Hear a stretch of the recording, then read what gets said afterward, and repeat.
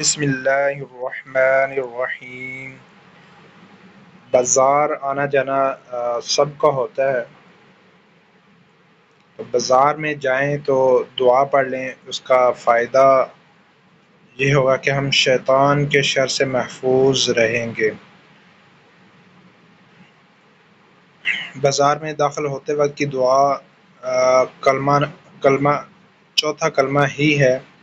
جس کو چوتھا کلمہ یاد ہے اس کو بازار میں داخل ہوتے وقت کی دعا بھی یاد ہی ہے۔ تو ابھی ہم پڑھ لیتے ہیں ایک بار۔ لا الہ الا اللہ وحدہ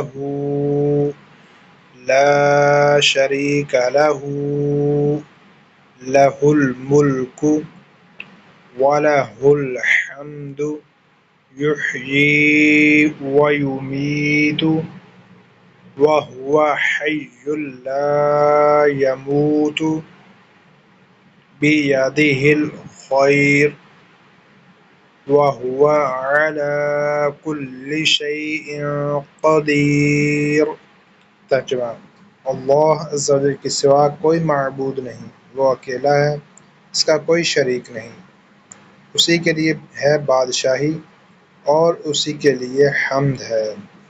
وہی زندہ کرتا اور مارتا ہے، وہ زندہ ہے، اس کو ہرگز موت نہیں آئے گی۔ تمام بلائیاں اسی کے دست قدرت میں ہیں اور وہ ہر چیز پر قادر ہے۔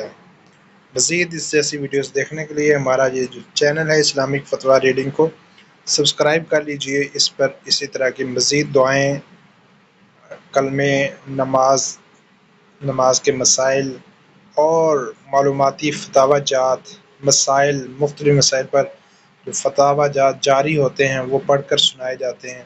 انشاءاللہ عز و جل آپ کو ضرور فائدہ حاصل ہوگا۔